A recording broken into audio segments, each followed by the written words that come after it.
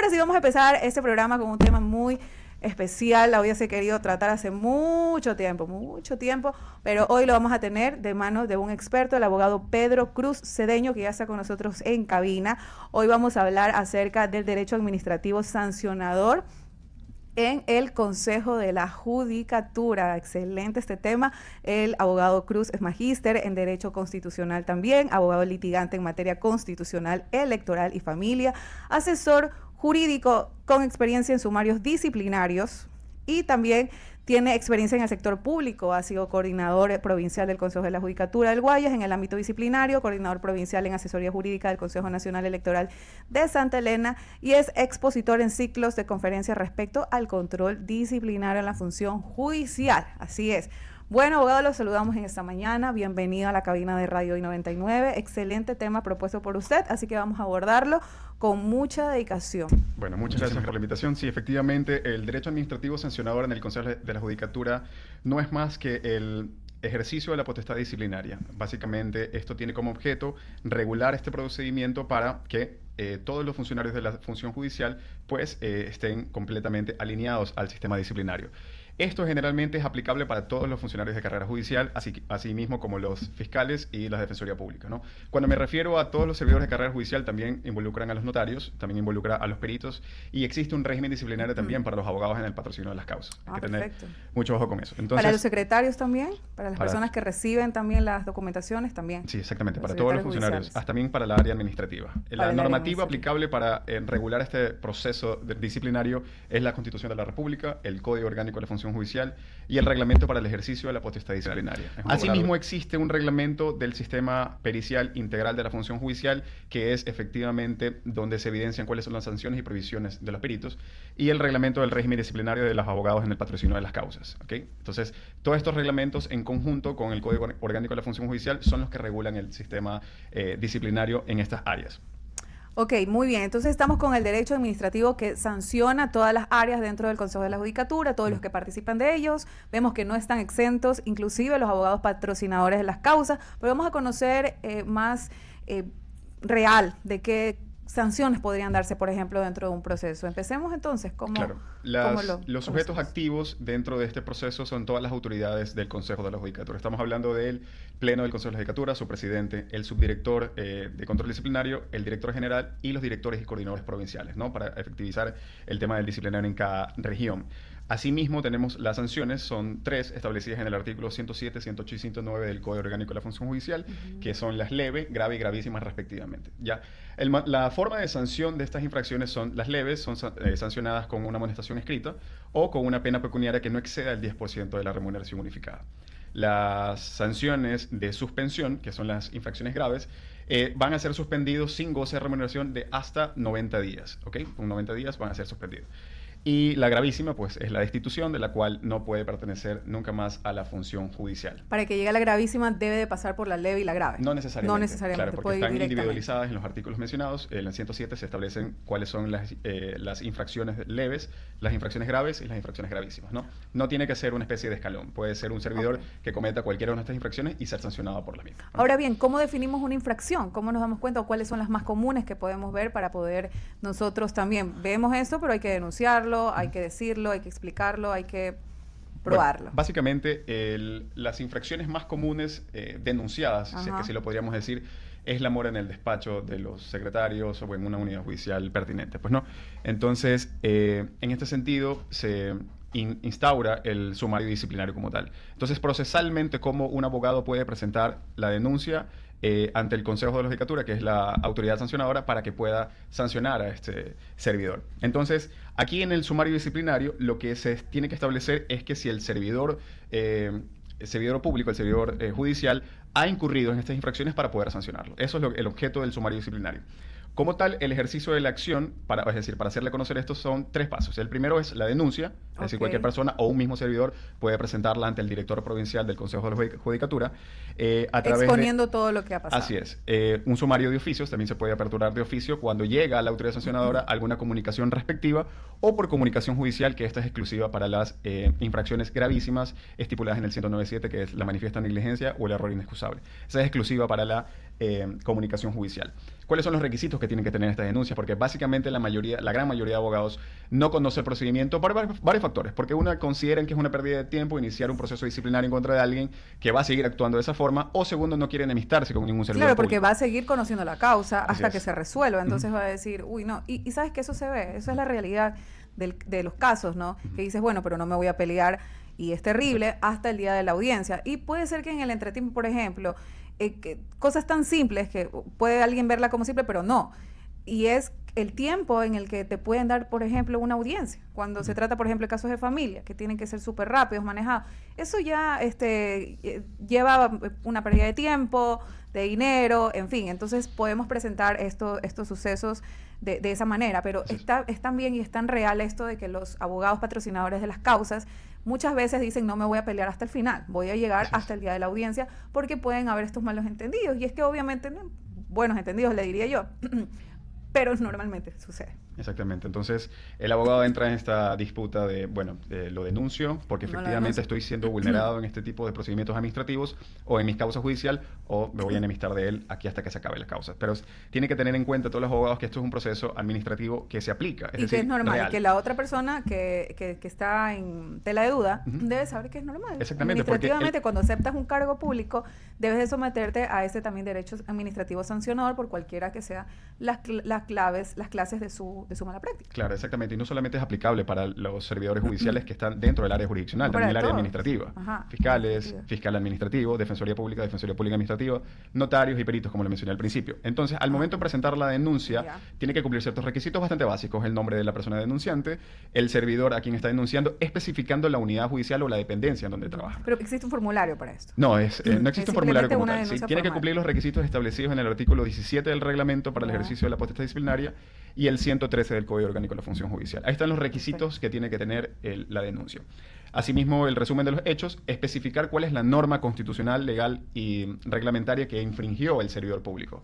Anunciar los medios de prueba o colocarlos, acompañarlos y señalar su medio de notificación. Un momento que presenta la denuncia, si lo hace de manera física, tiene que reconocer la firma después de 3 días. Si lo hace de manera digital, porque también es posible, no tiene que reconocer firma, pero el secretario está en la obligación de validar si esa firma efectivamente es correcta dentro del sistema técnico que tiene la judicatura. En el entretiempo sigo mi juicio y también la tengo con temas disciplinarios. Exactamente, exactamente. Y es importantísimo mencionar que lo más básico o lo más común de las denuncias son las infracciones por mora en el despacho.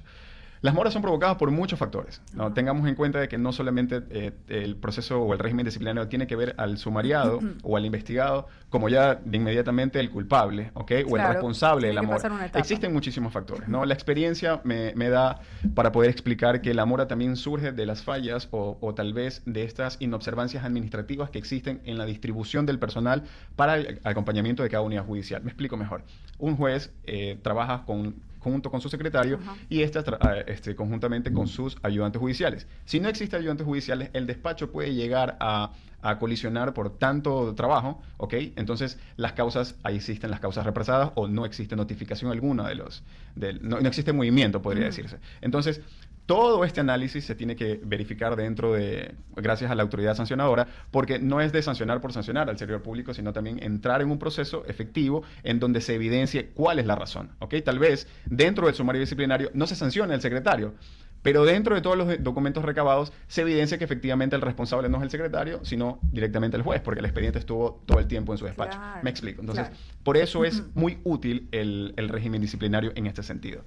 Ahora, para presentar la denuncia no se lo puede hacer de manera libre, ¿no? También debemos entender que la acción disciplinaria prescribe por la prescripción de la acción disciplinaria y por la muerte del servidor judicial.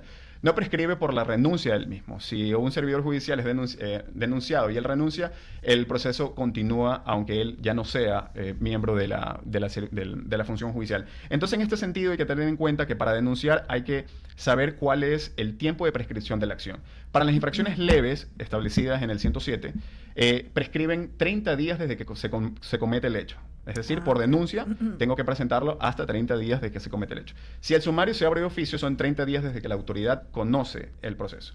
Asimismo, las graves, 60 días desde que se cometió el hecho, si es por denuncia, o 60 días desde que la autoridad conoce el hecho cuando es de oficio. Y en las gravísimas, lo mismo, pero 90 días. ¿Ok? 90 días. Hay que tener en cuenta que estos son los tiempos de prescripción de la acción disciplinaria. Más no del proceso. Más no del proceso. Justamente a eso iba. Esa es la prescripción del ejercicio de la acción disciplinaria. Eso quiere decir que cuando la autoridad ya inicia el proceso disciplinario, él tiene un plazo de 1 año para terminar el proceso. Abrir el sumario, aperturar la prueba, cerrar la prueba, iniciar el proceso del y tiene la otra persona también a ser oída. Así es, así es. Solamente es oída como tal a través de la contestación o a través de la denuncia per se, pero existe una peculiaridad que sí existe una audiencia siempre y cuando esta falta sea gravísima, es decir, establecida en el 109.7. Solamente en ese caso existe una audiencia, podría decirse audiencia de estrado, claro, en la parte administrativa. ¿Okay? Leve no. Así que todos los funcionarios públicos también deben de estar atentos a este proceso sancionador que implica una serie de etapas, incluyendo la investigación de la infracción, la notificación al interesado, la audiencia en algunos de los casos, como nos dices, puede ser en la grave o en la gravísima. Y la imposición pues de esta sanción. Cuando ya está impuesta la sanción, eso debe de cumplirse. Así es, así es. ¿Qué pasa con, por ejemplo, esto yo creo que más se ve en temas de jueces, o me equivoco, administrativamente, o un secretario y todo, pero ¿qué tan grave es para ellos? Yo creería, en la experiencia que tengo conociendo algunos procesos judiciales, que muchas veces subestiman esta acción disciplinaria porque dicen no tienen cómo probarlo o me puedo defender mejor. El compadrazgo, el compañerismo que se tenga adentro. En alguna vez, por ejemplo, me pasó a mí que pedí que se excuse una jueza en un proceso porque me declaré su enemiga manifiesta por varias acciones que ella había cometido. Me dice, ok, me excuso. Pasan 8 meses, pérdida de tiempo, sortean un nuevo juez, el nuevo juez lee y dice, yo no acepto la excusa, y regresa a la jueza. Entonces, ese tema, por ejemplo, yo digo que está en la ley, pero para mí es un juego, es agresivo, es hecho así como que una burla. Entonces, muy difícil probarlo, porque puede decir, no, para nada, ¿yo qué voy a estar cometiendo? Entonces, yo creo que sí, muchas personas, y aquí a opinión personal, se quedan muchas veces en la parte en la que dicen, no, yo no voy a sancionar, no voy a hacer ningún llamado de atención porque va a venir la audiencia y no me quiero pelear con ella. A su perspectiva, ¿usted qué considera? Esto, bueno, hay muchos abogados que sí se van contra todo pronóstico. Esos son de los que yo formo parte, no soy abogada, pero formo parte de esa lucha que tenemos y estoy con ellos. Sin miedo, pues, a represalias, algún tipo de cosas. ¿Qué opinión me deja eso? Bueno, sí, efectivamente, esto se da más, o se puede evidenciar más en las causas de familia, por ejemplo, donde usted sabe que se entendería que la celeridad debe ser el principio rector en estos procesos, pero la mora en el despacho, por todos los factores que mencioné previamente, afectan este tipo de notificaciones. De hecho, también soy abogado litigante y también sufro de por sentar una razón tarda muchísimo tiempo en avanzar el proceso. Y me había dicho que esto también tiene un alcance a los abogados que están representando en el patrocinio de las causas. Cuéntame sobre eso. Sí. Entonces, si dentro del proceso disciplinario se evidencia malicia o se evidencia una deslealtad procesal por parte del abogado en libre ejercicio, en el patrocinio de las causas, pues existe el reglamento específico para poder iniciar un proceso. Así como que, oye, ¿estás de mi parte o de la otra parte? Sí, exactamente. También se puede sancionar a los abogados. Pero también los abogados y los que escuchan deben tener en claro que esto no es denunciar por denunciar. Cumple los requisitos establecidos. Aquí la autoridad que admite estas denuncias es el coordinador provincial. Él entra en una fase de admisibilidad. Verifica si cumple los requisitos de forma, que son los establecidos en el artículo 17 y 113 del Código Orgánico de la Función Judicial, que son los mencionados, ¿no? El nombre del sumariado, etcétera. También tiene que verificar de que lo que denuncia no sea un análisis de una norma específica, que no entre en un análisis de fondo de interpretación de la norma. Eso no puede sancionar. No, tiene que ser una prueba de hecho y con sus pruebas de derecho que estén bien definidas. Ahora, tengo por acá el derecho administrativo sancionador con su definición y me dicen diferencia con el derecho penal, porque estamos hablando solamente de temas administrativos. Esto no tiene nada que ver con un tema, por ejemplo, por prevaricato, que ya es un delito penal. Son dos vías distintas. Son dos vías totalmente distintas que podríamos hacer un Pero ninguna detiene a la otra. Así es. Lo podemos hacer en este momento, que nos haga una diferenciación. A ver. Exactamente, ninguna detiene a la otra. El proceso disciplinario es un proceso administrativo completamente distinto a la justicia ordinaria, si la podríamos mencionar así. Si el servidor judicial cometió una infracción o cometió un delito, pues se inicia el sumario disciplinario como proceso administrativo sancionador, y eso independientemente de los procesos civiles y penales que tengan que iniciarse en su contra. ¿Pueden iniciar a la par? Claro que sí. El proceso disciplinario tiene que cumplir los requisitos y listo. No detiene, ni interpone, ni obstaculiza ninguna de los de la justicia ordinaria, como le mencioné. Simplemente es la decisión que tome uno si lo hace o no lo hace. Claro. Excelente. Estamos viendo el día de hoy aquí en el Foro Legal acerca de el derecho administrativo sancionador, específicamente en el Consejo de la Judicatura, un tema que es muy relevante, que es de dominio también social. Nos interesa muchísimo conocer acerca de esto y con casos reales. Por ejemplo, ahorita vimos a una jueza, estuve viendo la semana pasada, que estaba sancionada por una negligencia, manifiesta negligencia, sí. Entonces, pero no se dio, o sea, sin decir nombres. ¿Qué pasó? Ella tuvo el tema de poder decir dentro de un tiempo, 10 días, qué sé yo, decir algo al respecto, y por eso no se la sanciona. Los abogados y la ciudadanía como tal tienen que entender que la declaratoria jurisdiccional que determina si un servidor actuó con manifiesta negligencia, dolo o error inexcusable, es un tribunal jurisdiccional, no la autoridad administrativa. ¿Qué quiere decir esto? Antes del 2022, el Consejo de la Judicatura tenía la potestad de poder destituir a un servidor por 109.7. Pero desde la vigencia de la sentencia 319-CNI/20 del 29 de julio del 2020, la Corte Constitucional declaró constitucional el artículo 109.7, es decir, los que declaran la infracción gravísima por error inexcusable y manifiesta negligencia, siempre y cuando exista una declaratoria jurisdiccional por un tribunal de alzada. Es decir, un organismo jurisdiccional tiene que determinar que ese juez, ese fiscal, ese defensor público... Exactamente. La Corte le dice al Consejo de la Judicatura: analizando la sentencia, analizando este caso, se verifica que el juez de Yaguachi actuó con manifiesta negligencia o con dolo, con error inexcusable. Por lo tanto, iníciese el sumario. Eso es una comunicación judicial, una orden directa al Consejo de Judicatura para que se inicie el sumario, ¿okay? Porque ya viene con una declaratoria. Ya el organismo pertinente ya te está diciendo que efectivamente existe ahí una declaratoria de error inexcusable o manifiesta negligencia. Mira, aquí tengo un caso real y ya con esto vamos a concluir el programa. Hay una resolución acá que dice, bueno, se revoca ya en Corte Provincial, se revoca la resolución de primer nivel y se dispone que se continúe con el trámite conforme se ha dejado expuesto.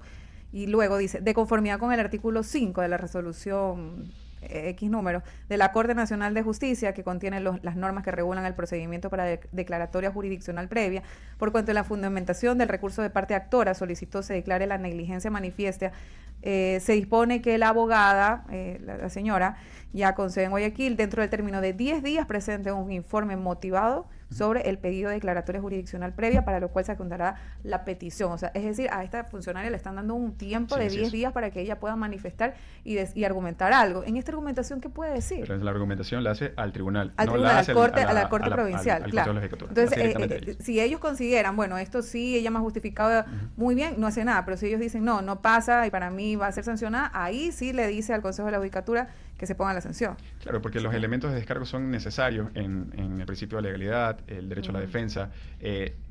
La Corte, el Tribunal de Alzada, lo que está verificando es el accionar del juez inferior, ¿ok? Si ellos verifican, tal como lo mencionas, tal como diste lectura, si ellos verifican que actuó de forma errónea, lo que ellos dicen, declaramos que aquí existe una manifiesta negligencia, error inexcusable por parte del juez tal. ¿Okay? Claro. Se le da 10 días, lo que me parece raro es que lo hagan directamente ahí en ese auto resolutorio, en la provincia, porque generalmente estas declaratorias jurisdiccionales son un trámite interno. ¿Okay? Con un número distinto, donde se le da un plazo de máximo de 10 días para que el servidor, que se le está declarando manifiesta negligencia, dé sus elementos de descargo. Claro, esto está dentro de la providencia que a mí me llega. Ya, y es que aquí tengo una consulta gratuita, pues yo también todos los días que tengo mis consultas legales. Bueno, ha sido excelente y tienes toda la razón, pues también tiene que tener la contraparte y ver que no se haga de forma maliciosa, que después la otra persona puede decir, bueno, trato también de llevarme la contra. O sea, se pueden hacer muchas cosas, pero en fin, para que un proceso llegue a terminar de esta manera, tiene que pasar, como lo he dicho, todo un proceso y en fin, hemos conocido muchísimo acerca del derecho administrativo sancionador. Espero que les haya gustado muchísimo este tema y si alguien pues se siente también afectado o piensan que se cometió una sanción y quieren consultarlo con un abogado, aquí está el abogado Pedro Cruz Cedeño, que nos acompañó con sus datos de referencia para que lo puedan buscar por Instagram. @Pedro Cruz_ZT. @Pedro Cruz_ZT. Ya lo saben, vamos a dejar también un corto reel en nuestra página de Instagram, el Foro Legal, para que nos puedan seguir a través de redes sociales. Son las 11 horas con 1 minuto.